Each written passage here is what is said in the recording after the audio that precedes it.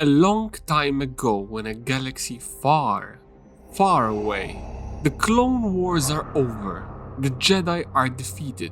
Palpatine has become Emperor, finally in a position to bend the galaxy to his will through the power of the Sith. Jedi Knight Anakin Skywalker has fallen to the dark side of the Force, swayed by Palpatine's promise to help prevent the death of his pregnant wife Padmé. Skywalker betrayed the Jedi and became the Sith Lord Darth Vader. Defeated by his old friend and former master, Obi-Wan Kenobi, Vader was left to die on the volcanic planet Mustafar, retrieved by Palpatine and placed into a suit of cybernetic armor to preserve his life.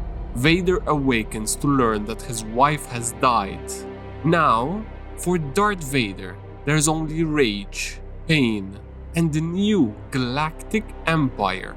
Darth Vader desperately repeats, "No, no," as haunting memories flood back of him force-choking Padmé on Mustafar, his hand outstretched in rage, while his new master, Darth Sidious, watches with a sinister smirk. Fueled by blinding rage and betrayal, Darth Vader unleashes a ferocious surge of the Force, slamming his master, Darth Sidious, hard against the wall. Vader roars accusingly at Palpatine, "You told me you could save her!" Only for his master to reply, coldly, that in his rage, Vader chose a different path, that even the dark side cannot bring her back, but in her death, Padmé has given him a gift, the gift of pain, which he must accept and use or die. Vader, voice strained but resolute, agrees to live. "I will live," and Palpatine responds with a cold, "Good," before unleashing searing bolts of force lightning that course through his apprentice's body in punishing agony. As Vader writhes in torment from the crackling force lightning, Palpatine demands that he defend himself with his lightsaber. Vader gasps that he lost it in the duel with Obi-Wan, who took it with him, only for his master to retort coldly that the blade belonged to another, a Jedi, and he is now a Sith. Palpatine, voice softening just enough to acknowledge the trauma Vader has endured, warns that if he ever dares touch him with the Force again, he will finish what Obi-Wan Kenobi could not. Then commands his apprentice to rise and follow, for he has something important to show him. From their vantage point above the Jedi Temple steps, Palpatine watches as Maz Ameda proclaims to the cheering crowd that the Jedi's treachery is ended, and they need fear them no more thanks to the Emperor's salvation. Then turns to Vader, asking if he knows why Sith lightsabers glow red. When Vader admits he does not, Palpatine sneers that the Jedi hid uncomfortable truths which doomed them, explaining that a Sith kyber crystal is identical to any other until it is forced to bleed. Palpatine continues that any living kyber crystal from a Jedi's lightsaber can be converted by pouring one's own pain, agony, and rage into it until the crystal screams and bleeds crimson, the color of unbridled fury. While below in the courtyard, Maz Ameda carefully places the collected lightsabers of the fallen Jedi into a roaring incinerator, consigning their legacy to flames before the cheering crowd. As the lightsabers begin to melt in the roaring incinerator, Maz Ameda recoils while the kyber crystals inside suddenly explode, unleashing fierce beams of energy that streak into the sky. Vader observes that Palpatine could have simply given him one of the now destroyed sabers to corrupt, even Yoda's. But the Emperor replies coldly that the saber of a Sith is not given, it is only taken. Aboard a sleek Theta-class T-2C shuttle cutting through hyperspace, Emperor Palpatine and his new apprentice, Darth Vader, journey to the desert world of Gathering in the Midrim, where the Emperor intends for Lord Vader to seize, rather than receive, the lightsaber that will mark his true rise as a Sith. As the Theta-class shuttle touches down on the sun-scorched sands of Gathering, Emperor Palpatine calmly notes that he had arranged a ship for Lord Vader's mission, yet it has been stolen. Then instructs his apprentice to embrace the dark side fully and allow its guidance to lead him to reclaim what is his. Standing amid the swirling dust of gathering dunes, Darth Vader reaches to the controls on his armored belt and methodically adjusts the optical scanners embedded in his visor. The world sharpens, revealing clear drag marks gouged through the desert sands where his stolen ship had been hauled away. Inside the ramshackle desert base, two enslavers gloat over the stolen starship, one marveling that even though they can't crack its encryption, the vessel alone is worth more than a full year of their slaving profits. When suddenly a heavy piece of machinery hurtles through the air and slams into the Aqualish enslaver, crushing him in an instant of brutal force-driven vengeance.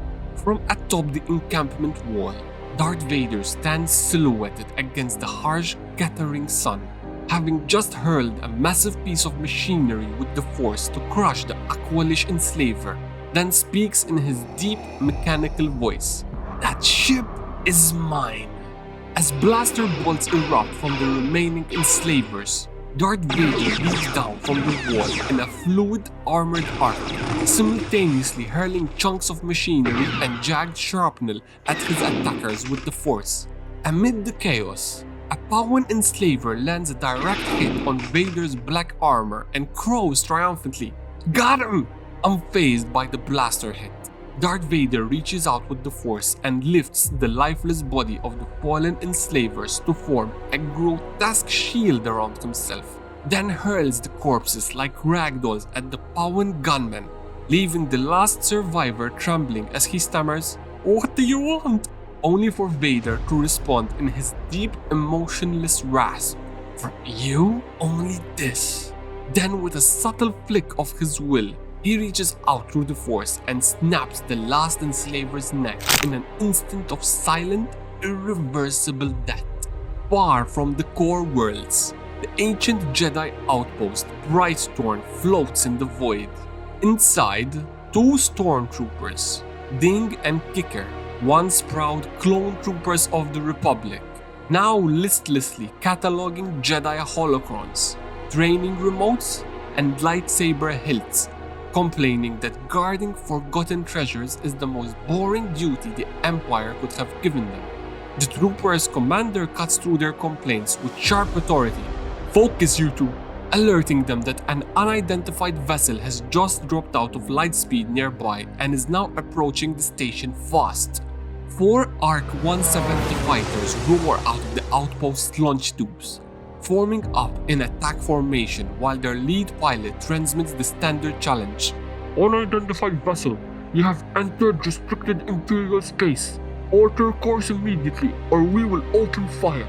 On board, Darth Vader's droid chirps an offer to send docking clearing codes, only for Vader to respond in his deep, emotionless rasp, "No, weapons system online." As the 4 ARC 170 fighters open fire with blazing laser cannons, Darth Vader obliterates 2 of them in brilliant explosions of fire and debris. The remaining pair swing in behind in tight pursuit, only for his astromech droid to beep an urgent offer to activate the rear cannons. Vader answers, "There's no need," sensing the rising waves of fear and pain radiating from the pilots as he reaches out with the dark side and destroys them both in an instant. Inside Brightthorn's control room, the stormtroopers stare at the sensor screen in stunned silence as brilliant explosions mark the destruction of all 4 ARC 170s, then watch in disbelief as the mysterious ship overrides the station's security protocols, sealing the intruder's arrival. Troopers bolt for the hangar, boots pounding durasteel, taking cover behind supply crates and power conduits as they brace for contact. Then the massive door crumples like foil and Vader storms through in a burst of debris. The garrison unleashes everything they have, blaster fire lighting up the bay, a lucky shot searing across his shoulder. Vader doesn't flinch, instead reaching out and gripping a green lightsaber from the wall.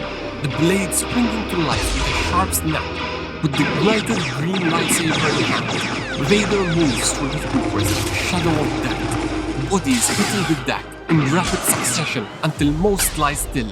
Amid the chaos, the commander shouts for Ding and Kicker to fall back and regroup, but before the order can finish, Vader's blade sweeps through the air in a single fatal arc, silencing the command mid-words. Deep in Bright Torm's control center, Vader's droid plugs into the console and accesses the station's preserved backup of the Coruscant Jedi archives, complete with every Jedi's assignment record before the Purge. Vader orders a search for those who undertook the Barrage Vow, a self-imposed exile from all Order-related duties, communing solely with the Force. The droid replies that over 14,000 Jedi has sworn this vow across millennia, and reading every name would consume months. Vader's voice drops colder. I need one who still lives, so I may claim their kyber crystal. As the droid resumes its deep search through the Jedi archives, a small explosive device arcs through the air toward Vader, only for him to extend a gloved hand and freeze it mid-flight with the Force. Ding and Kicker murmur with greedy hope, "Think of the rewards!" only for Vader to turn and intone, "You are mistaken. I am no Jedi, and I have no limits," before crushing their windpipes with a silent, invisible grip, their bodies jerking once and then falling still. Vader lets his hand fall, and the device detonates in a deafening roar of flame and force. Then from the cockpit of his starship, the droid chirps success. It has found a match, Jedi Master Kirak Infilla, who swore the Barrage Vow and embarked on his solitary path well before young Anakin entered the Jedi Temple. Records show how Infilla had not engaged in any Order business, diplomatic or scholarly, for many years even prior to the Great Jedi Purge. His only purpose within the Order was to fight. On the tranquil river moon of Aldolim, Jedi Master Kirak Infilla floats serenely above the rushing water in deep meditation, two massive jagged scars crisscrossing his bare chest, a silent testimony to battles long past.